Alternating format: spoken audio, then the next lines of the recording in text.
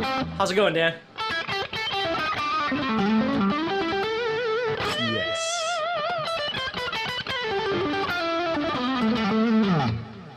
Yes. That's how it's going. It's going great. Good. How are you, sir? I am doing great. Awesome. Hey, thanks for being here, Steve. Yeah, thank you. Guys, thank you for joining us today. If you don't know who the heck we are, I'll tell you. This is Steve Stine. You may have heard of him. His YouTube videos have about a gazillion views. If you're on YouTube, you've probably seen him if you play guitar. So he's that guy. Steve Stine. And I'm Dan Denley, founder of guitarzoom.com. It's my sidekick, my friend, my confidant, my partner in crime, Steve Stine. And today we are doing a fretboard workshop for you. This is part of a series of videos that we're doing to help you learn your fretboard. And hopefully you'll get a lot out of this. Guys, if you're just joining us, please let us know you can hear us okay by putting in the comments, that little chat box there, or wherever you're watching this. Yes, I can hear you. Steve? Yes, check 1, 2. Sounds great to me. Okay. Sounds great to me. So today we're going to be talking about the old fretboard, how this stuff goes together on your fretboard. If you'd like to learn this stuff, keep watching. If you want to learn it even faster, go to guitarzoom.com and you can check out Steve's Unlocking the Fretboard Connection course. One of our most popular courses, very affordable, teaches you all of the pentatonic patterns, the diatonic patterns, and how they kind of click together like a puzzle. It is has rave reviews. It's one of the most popular courses that we have, and I think it's one of the biggest comments we get is, "I wish I had had this course 20 years ago when I first started playing guitar. I would be so far ahead." So, if you'd like to check that out, it's available at guitarzoom.com. Today, we're going to be talking about how the pentatonic. What are we talking about? Minor, major pentatonic, right? People get confused on this major minor stuff, so I thought we'd talk about a couple of things. Number one, how to take your minor pentatonic, which most of us learn first, and simply convert it into major pentatonic by moving it a few frets. And then also talk a little bit about the difference between minor and major pentatonic. So sounds great. So guys, check it out. Major minor pentatonic today. Thanks for being here. And by the way, if you want to get notified of when we do these live sessions, just make sure you subscribe and click that notify button. A little message or notification pops up when we're going to be going live. We try to do it at a consistent time, so you kind of know when it's going to be happening, but it's always good to get a little notice there. So if you want to do that, make sure you subscribe and click the notify me button. All right, Steve, take it away, my friend. Okay, so basically when you first start learning about scales and things like that, most of us start with pentatonic. Again, there's a million ways you can approach this sort of thing, but my experience was learning what we call minor pentatonic, and because I had a limited amount of knowledge of music, it always seemed strange to me that I was starting with minor pentatonic because I didn't know if the songs where I was playing in were major or minor in the first place. And then the person that I was learning from said, no, the reason you want to learn minor pentatonic is because you can use minor pentatonic in multiple situations. If you're playing in rock or you're playing in blues and things like that, minor works over all of that. So he said, don't really think about the key, just think that you can use it in a lot of situations. And he was right. So, so I started learning minor pentatonic. Let me click on this quick. So minor pentatonic, like many of you might know how to do that first position of minor pentatonic, right? So that's what I learned, and that's really all I knew. Like, I didn't understand multiple positions and things like that, but that's what I knew. And I would play it for literally everything that I would do. Now, the majority of what I did when I was younger was rock and metal anyway, so it always worked, but there did come a time when major would have been really nice to have explored a bit more. And so what I learned in what I... Oh, man, I thought you were going to tell the story. Oh, no. Well, there's multiple stories because, again, I don't want to get off on a tangent, but when you're a rock guitar player, you learn to play what I call linear, which means you're really not making a lot of connection to chords and things like that. You're playing more for the flash and the speed and things like that. And I'm not making fun of it, and I'm not making light of it because I love it. But when you start learning to play more major stuff, like one of my first experiences was Neil Schon from Journey. he could shred like a minor pentatonic or minor shredder, but play major stuff that Journey played. Steve Lukather was another one that was just amazing at that kind of stuff. So those were guys that I studied some of this stuff to kind of figure out how this works. But my point is, though, is if you're stuck in minor pentatonic and you might be learning maybe the first position and the second position or whatever it might be, there's a simple way that we can move to major pentatonic, and it's a visual movement. Okay, I still strongly suggest somewhere in your world that you learn the whys and the hows and things like that. But right now, let's just do this from a visual perspective. So if I wanted major pentatonic, what I would do is, whenever I'm in minor pentatonic, what I think about is this first position, okay, that you learn how to play. And you'll notice my first finger is on the note A. Okay, so if I wanted C minor pentatonic, I would just move that first finger up to C and then play that same minor pentatonic position. If I wanted to be in G minor pentatonic, I'd move down to G and play the same first minor pentatonic position. That's the beauty of the guitar, is that you can move it into all the other keys simply by knowing which note is. You're out of frame there, Dan. You're all fuzzy. I'm not sure what. I don't know. There he is. He's back. Okay, so anyway, I digress. So minor, you can move wherever you want with your first finger. If you just think that your first finger starts on the root, whatever that is, you'd be in minor pentatonic. So when I wanted major pentatonic, what I learned was I could take this minor pentatonic, first finger on A, take the minor pentatonic, and move toward the headstock 1, 2, 3 frets. Now, when I move down 3 frets, what you're going to notice is my first finger is now on F sharp, but my pinky is now on A. Okay? So to play A major pentatonic, if we wanted A minor pentatonic, again, I put my first finger there, play the first position, I'm in A minor pentatonic.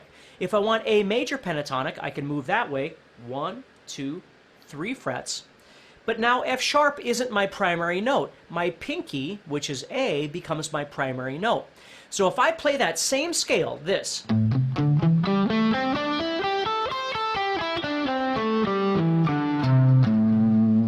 but I move it down 1, 2, 3 frets, but I'm going to start on A, just so you hear the tonality of A, and I'm going to play all the way up and all the way back down.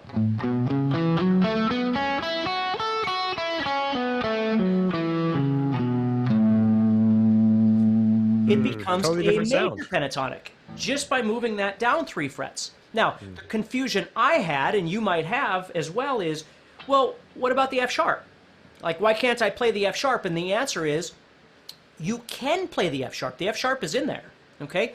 But the difference is that in music, if you were a singer or a guitar player or a saxophone player or whatever it is you want to be, if the song is in A, regardless of the scale that you're choosing, you want to try and direct your motion, your movement through your scale, toward things that relate to A, and obviously A relates to A, right?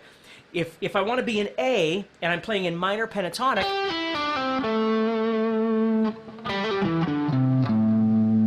now there's many other notes that I can try and move toward, or emphasize, we call it, okay? But A is obviously one of them.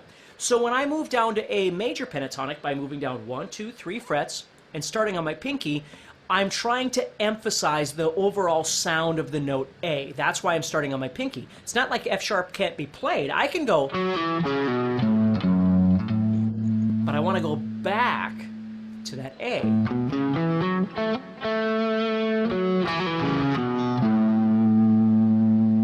So what's cool about that is, regardless of however many positions of, for instance, A minor pentatonic or minor pentatonic you would know, it all shifts down 3 frets, and then you can play major pentatonic by doing that. Now again, there's a ton of different ways of visualizing the fretboard. This is just one of them, but it worked really well for me because then what I could do is I could visualize, let's say my A chord is sitting right here. If I wanted A minor pentatonic, I could play right there like I always do. And if I wanted A major pentatonic, I would visualize my pinky going on the note A.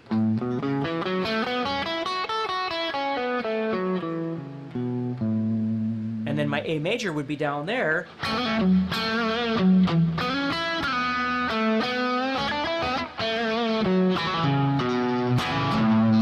And I get those kind of A major southern rock kind of sounds by playing A major pentatonic, where when I wanted blues or rock, then I would use A minor pentatonic, and that's the next thing I want to get to, but I'm going to see if there's anything Dan wants to interject here. Bro, I have been playing guitar a very long time. I've studied music a very long time. I've never heard it explained like that. That is really nice. Yeah, no, I haven't. I've always thought about it because to me, whenever I think about minor and because I'm classically trained, I always think like, what's the relative minor of this? And so my brain automatically goes to, A minor, and then what's the relative major of that? So if you're watching, Dan's thinking of it from a theoretical perspective because he grew up playing piano and learned his theory.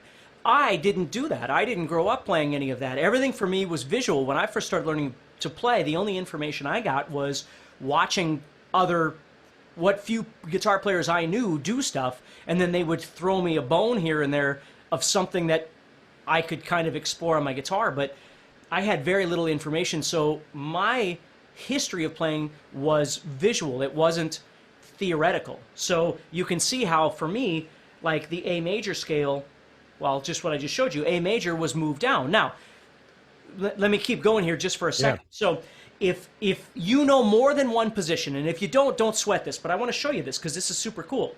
Because if I know my first position of A minor pentatonic, and again, for me to remember which one is which, minor meant first finger, major meant pinky. That's how I thought about it in my head. So if I wanted minor pentatonic, I went to first the A here, and I'd play minor pentatonic. If I wanted major pentatonic, I'd put my pinky there, and that would set me up for my major pentatonic. But if you know more than one position, let's say you know A minor pentatonic, first position, that we just talked about. But you also know the second position, right? And if you don't worry about it. But if you know the second position, you know it just connects onto the first position. So when I'm in major pentatonic, this first position shifts down here, right? And I play here. Well, the second position is sitting right here. So the second position is actually sitting where the first position is sitting. They're both kind of overlapping each other, and this was huge for me. And again, this is a conversation for later, but learning how to visualize the major and the minor in the same position, because for years, minor meant I'm here at the 5th fret, and major meant I got to move down, right? And then once I figured out that I didn't have to actually move anywhere, like I just had to rethink what I was seeing in my head to see minor pentatonic or major pentatonic, and that they actually could both exist and work together in the same area of the fretboard. So I could have a chord, I could have minor pentatonic, I could have major pentatonic, I could have all kinds of things happening at the same time, kind of like a 3D picture of all of these things that are kind of overlapping each other. So that is fascinating. Yeah. No, I want to ask you some more questions about that. My brain's on fire now that with questions for you guys. If you have questions, please put them in the comments of the chat. Let us know so we can address those either here or in an upcoming session. If you're just joining us, this is the Fretboard workshop series that we're doing here for you. And if you like this stuff and how to combine major and minor pentatonics, and you really want to learn this fretboard stuff, Steve has an awesome course. It's called Unlocking the Fretboard Connection. Unlocking the Fretboard Connection. It's available for you at guitarzoom.com. It's one of our most popular courses, and it's very affordable, and it's one of those things that it's a complete game changer for a lot of players. So if you're enjoying this, you will definitely like that course, Unlocking the Fretboard Connection, at guitarzoom.com. Steve, I was just thinking that was a big moment for me just when you were showing just how, you just move that down. Can you give us, it was so cool when you were moving in and out of the minor and major pentatonic there, like just kind of jamming along, like here's the southern rock thing, you kind of got this major thing going on, and then you were like, if you have the rock thing, it sounds like this, and you completely like flipped a switch and went into the minor thing, and it sounded completely different to my ears.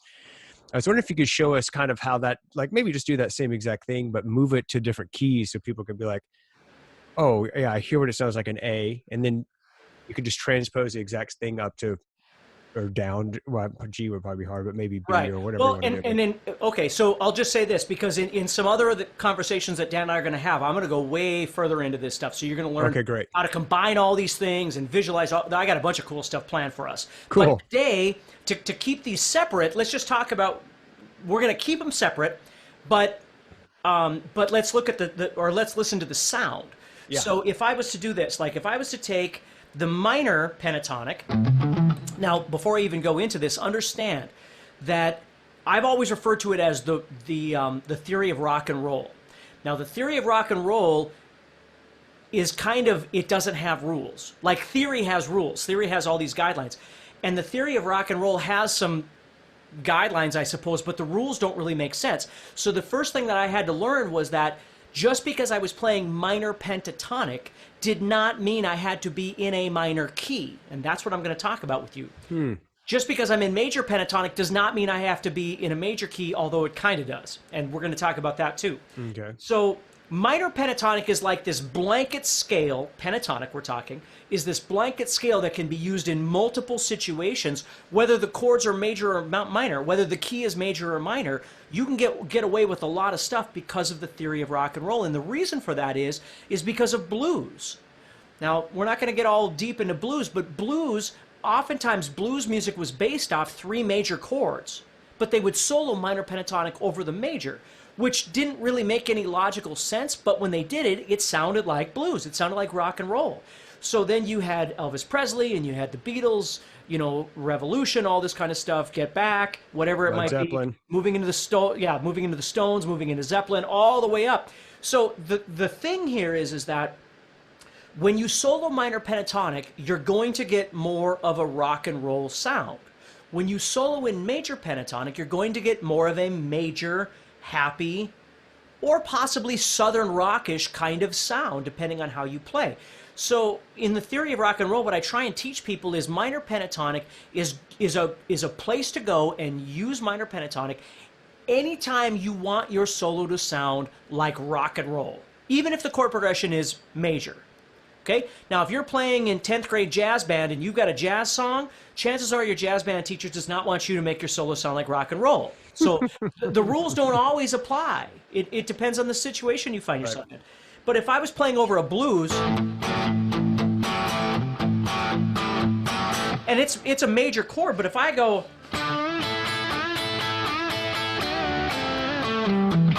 it's going to sound just fine over the top. It's actually going to sound really good. Mm-hmm. But over that,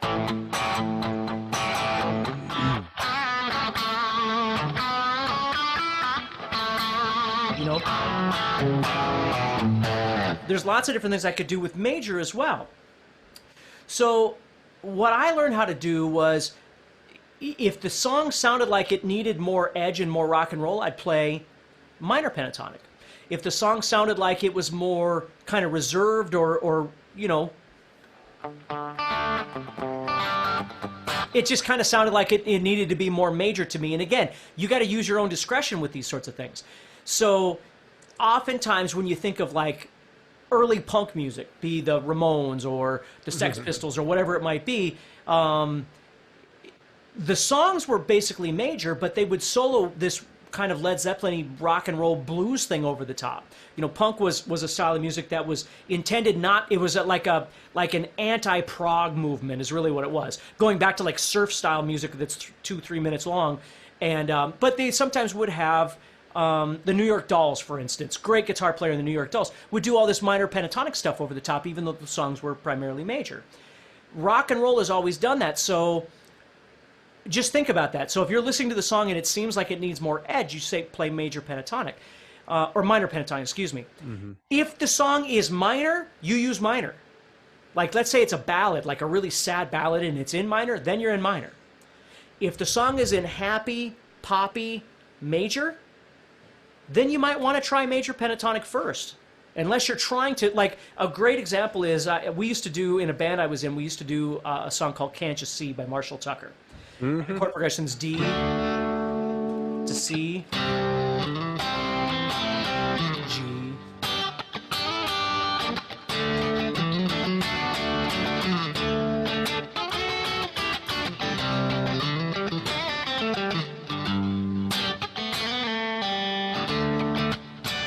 right, whatever. Okay, so it's D, C, and G. Nice. So the solo,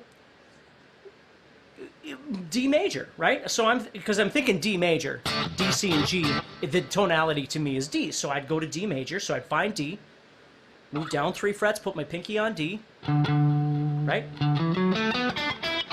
And if you think about that song, if you've ever heard it before,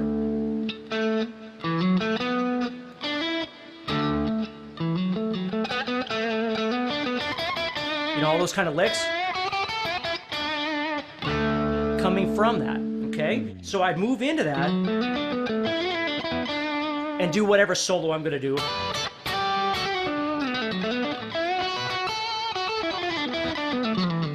You know, whatever. And then when it gets later in the song, this totally reminds me of something that Slash would do. So the song, later on, what we would do is we would have the drums kick in louder. We'd break down for an a cappella, can't you see? And then we'd come back out, and the drums would be kicking, and then I would go into, you know, and I'd go minor pentatonic at that point. So even though the song really isn't minor, but at the end of the song, to build all this power, I would go minor pentatonic at the end, and the band's playing louder, right? They're driving the song now. Maybe even goom ta, as opposed to halftime, we're going double time. And then the song would be driven, and I could really get more aggressive with,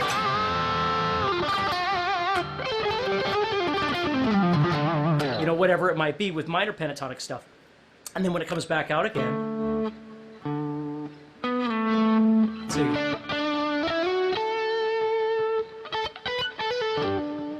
Oh, yeah. That's what it is, yeah. I haven't played this in a while, but, you know, so it comes back out to that thing, and then we'd be major again, you know? Dude, that's fascinating. So let me make sure I understand what the heck you're talking about. When you're saying you're floating back and forth between major and minor pentatonic, you're talking about with the same tonic. You're talking about the same root note. Yeah. Yeah. You're not going relative minor. No. Same thing. Because now again, there's an element of modes here that we're not going to get into, but the thing about the theory of rock and roll is that traditional theory doesn't necessarily always apply. Right. Sometimes it does. Sometimes it totally does. But sometimes it doesn't. So you have to be ready to decide how you want it to sound.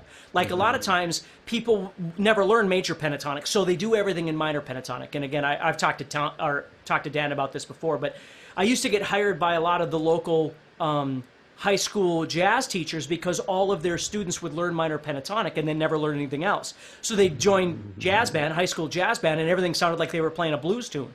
The jazz teachers hated it because they didn't want everything to sound like a blues tune. They wanted jazz to sound like jazz, and if they did a blues tune, go do your thing. Sure. But nobody really, I shouldn't say nobody, but a lot of the kids didn't understand what major pentatonic is. And so there's absolutely a level of theory. Okay, don't get me wrong that you can learn this and never learn theory. That's not what I'm saying. But what I am saying is that in the rock world, or in the real world of pop and rock and whatever you want to call this stuff, there's sound. There's a sonic thing that happens with the scale that you're choosing and the way that you approach playing it, right? Mm-hmm. So if I'm in major pentatonic, and again, let's just say I'm in D major pentatonic, like I was before for this song. You know, I love like these double stoppy kind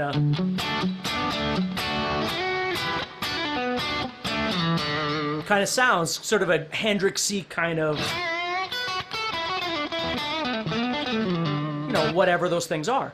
And minor pentatonic to me is it's more aggressive.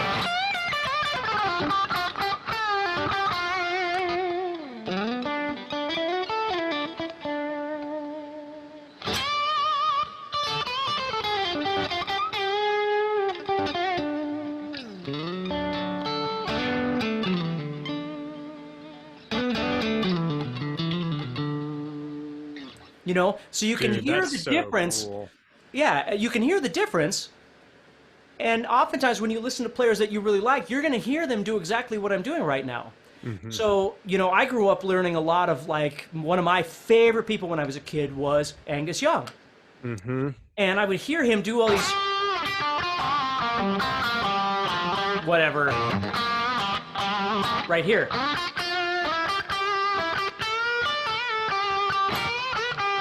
I'd hear him do that, and I was like, okay, well, I'm learning my minor pentatonic, so I can see. Again, I can't remember how the whole thing goes, but he comes out of that. And then he goes into this. And I could see that. I'd look and go, oh, that's the second position. I got that. But then he'd go. I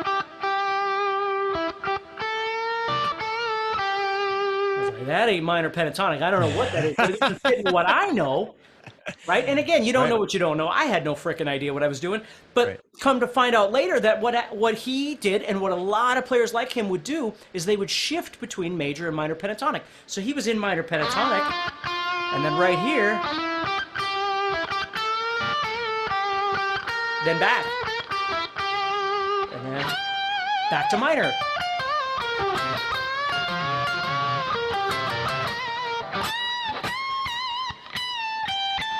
Right there, he goes major. Then out to minor. And then he ends up major again. So, again, I don't want to dissect the whole song right now, but that was absolutely an epiphany for me, was learning about that, going, oh, so he's not just dedicating himself going, well, if I start in minor, I got to stay in minor the whole time, or, well, I chose major, so here I go. He'd shift back and forth. Jimmy Page, all those guys would do exactly what we're doing right now. And so for me, guys like Joe Perry from Aerosmith or Slash, they're old school because this is exactly how they think about playing. Mm-hmm. You know, if you're more of a metal guy, you're not really doing all of this shifting. You're more primarily minor, right? If you're more of a country player, you know, like pop country, for instance, you're definitely more major. Now, it doesn't mean that people don't cross the lines. Of course they do. You know, you got wonderful players like Keith Urban that can do all of that stuff. I'm just saying in general, that's kind of the way this works. So if you're a rock or a blues player, you kind of have this, or your music is influenced by rock or blues, like modern country or certain styles of country that has that bluesy flavor. Well, then you can borrow both of these styles of music or both of these major and minor ideas, and you can use them all over the place. I think it adds an element to when you can mix the major and the minor pentatonic together in the same song, the same solo, it just adds an element of that kind of ear-bending quality, like you had the epiphany with the Angus Young thing, of you're just like, what is happening? And that's part of the fascination of playing music and being creative. That's right. And what I'll say about that, because in one of our conversations coming up, I'm going to actually show you how to meld these two together. But the caution I would give you on any of this stuff I'm talking about is the ability to separate. Because sometimes when we meld things together, we can't bring them back apart. And then we just wind up with a bunch of notes, which is sometimes okay. But sometimes it's not the bunch of notes. Sometimes it's the way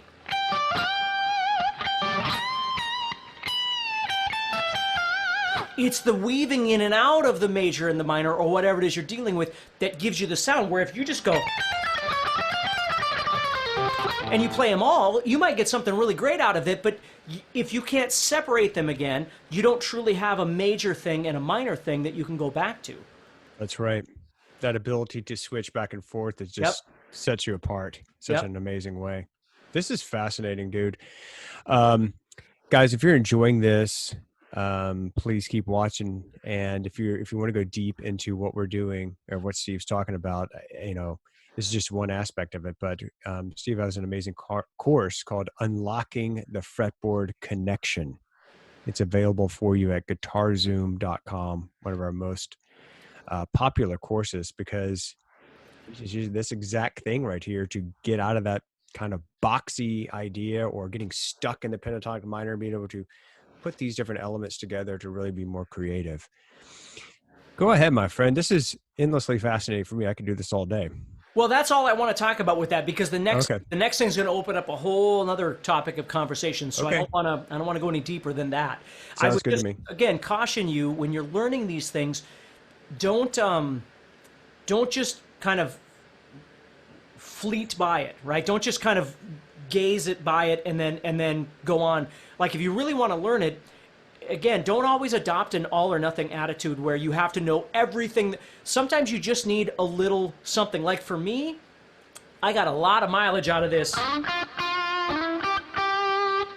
Just that thing that I learned from Angus Young, and understanding and going, well, how can I see that? Okay, well, if I'm in the first position of minor, there it is, and then major was just a whole step higher. So even though I didn't understand everything about everything, and I hadn't gone to college, and I didn't understand all these other things, I understood that. So if I was in the key of A,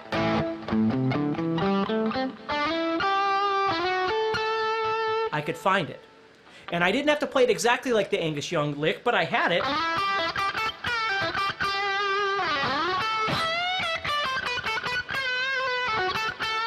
Right? It was all there, and I could just bop into that, even though, again, maybe I didn't understand everything. But that was an iconic moment for me to be able to see that and hear that. So when I came to solo, like I did before, I had my minor pentatonic, and I had my major, but I had this new thing that I learned from Angus Young.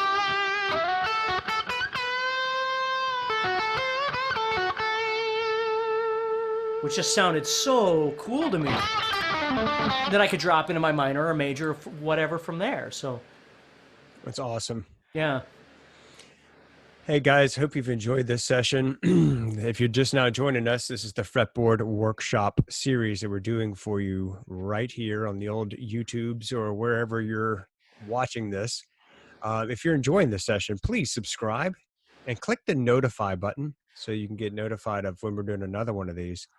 We're trying to do them consistently at the same time. It's a little difficult, but if you click that notification button, subscribe and notify, then you'll get the little notification that of when the next one's coming up, because we are going to do another one for you. If you've enjoyed this, excuse me, I think that you will really enjoy Steve's Unlocking the Fretboard Connection course. Unlocking the Fretboard Connection. It's one of our most popular courses. It's available at guitarzoom.com. Goes into everything we talked about today and a whole lot more. It's not a course that's going to take you 5 weeks to get through or anything. You take 8 weeks to go through it if you want. You can go through it in a week if you wanted. It's really up to you, but it's not like a huge masterclass level that you're going to have to wade through tons and tons of videos. It's something you can just get and let the light bulb come on for you just in a few days, I think, and practice and application. And if you only learn one thing from it, like how to combine those major and minors, like you were just talking right here, in a step-by-step way, probably be worth it for you. So Unlocking the Fretboard Connection, available at guitarzoom.com. Steve, anything else you want to add to this, my friend? No, this is good. Okay. Guys, thanks again for being here. Really appreciate your time. Really appreciate you taking part of your life to spend with us, Chuckleheads. Hope you got something out of it. And hit the old subscribe and notify for the next one. Looking forward to it, Steve. All right, take care, everybody. Thanks for being here, guys. Bye.